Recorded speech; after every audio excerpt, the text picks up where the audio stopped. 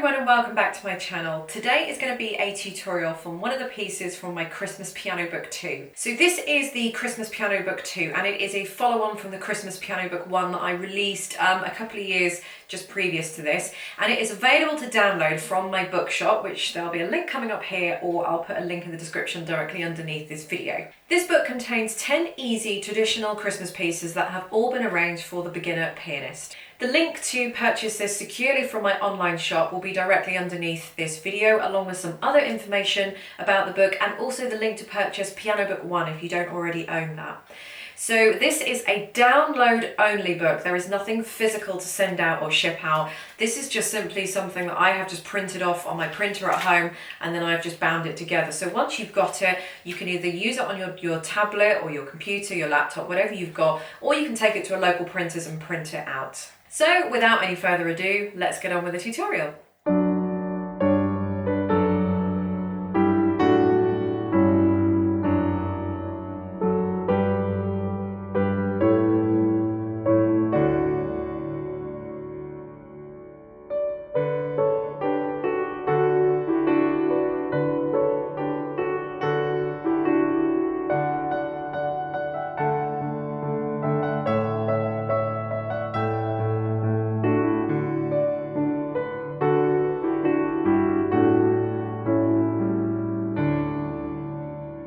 Joy to the World. This is one of my favourite pieces because I really think that you can hammer this out. So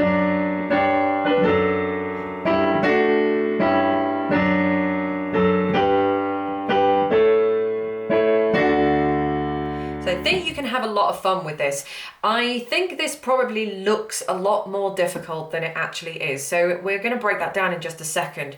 So finger wise, I've said it in the other videos, but I'll say it in this one again. In the demo, I may have done something slightly different with the fingering. That's fine. I had to choose one set of fingering to put in to the book, and it was the set that I found most appropriate, that I think would be most appropriate for you guys as beginners. If you feel like you want to do something different, or maybe what I did or something else, that's fine, as long as you've got enough fingers to do what's coming next, and you're not tripping up your fingers and you don't sort of get awkward jumps and things like that. That's absolutely fine. Go ahead and do that. Okay, so with this one, if you look at the left hand,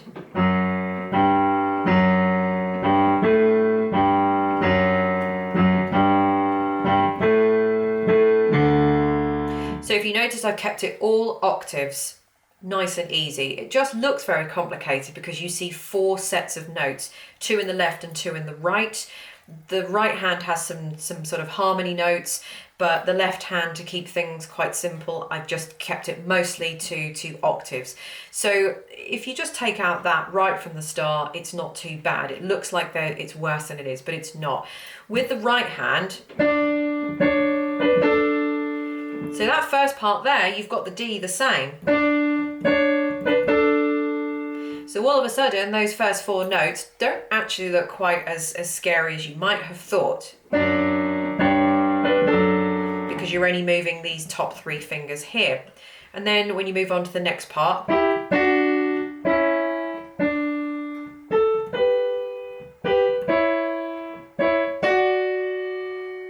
so I'm already doing some different fingering that's in the book. Again, it doesn't matter. There are multiple choices here, but I had to sort of narrow it down to one.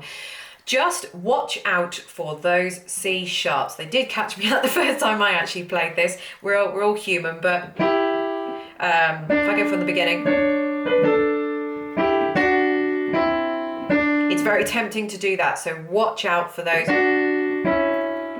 Watch out for those C sharps. Traditionally, we don't usually put a thumb on a black note. Putting a thumb on a black note in the piano is an absolute piano no-no unless you have no other choice. In this case, you don't have any other choice because you've just come out from.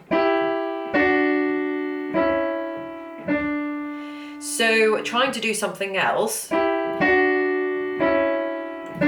is more awkward than putting the thumb. It's because it's not really the done thing to do. It's very awkward to sort of put a thumb on a black note because you have to reach your hand up, and 9 times out of 10 there is always something more convenient that will sound a lot better than putting a thumb on a black note. In this case, you don't have any other choice. there are some other options, but they all sound worse, or they will all sound, feel and look worse than putting a thumb on a black note. So therefore we don't really have any other options, so it's fine to put a thumb on a black note on that one there. So then moving on to the third line, again in the left hand, that's all we've got. In the right hand, follow the fingering.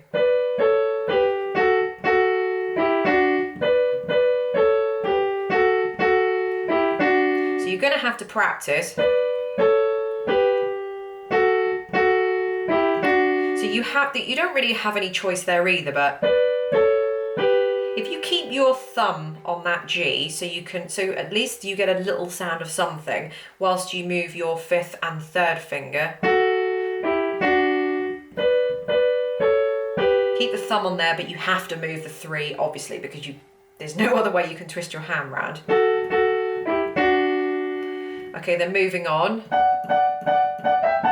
So you might find it quite difficult to get those notes and get them separate without going. You might find you've got a little bit of that, but just slow it down.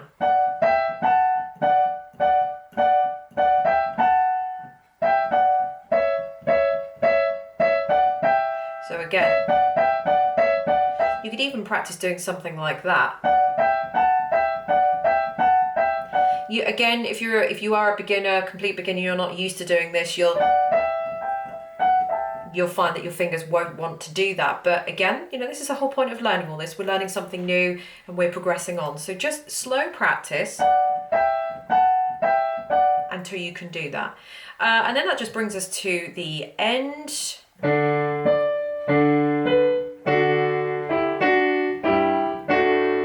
Watch that C sharp in the right hand.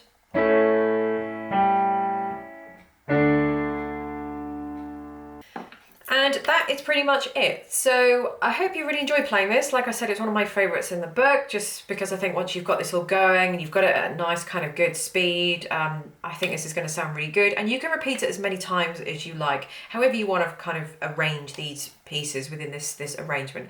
So thank you for watching, and I will see you in the next tutorial. Bye.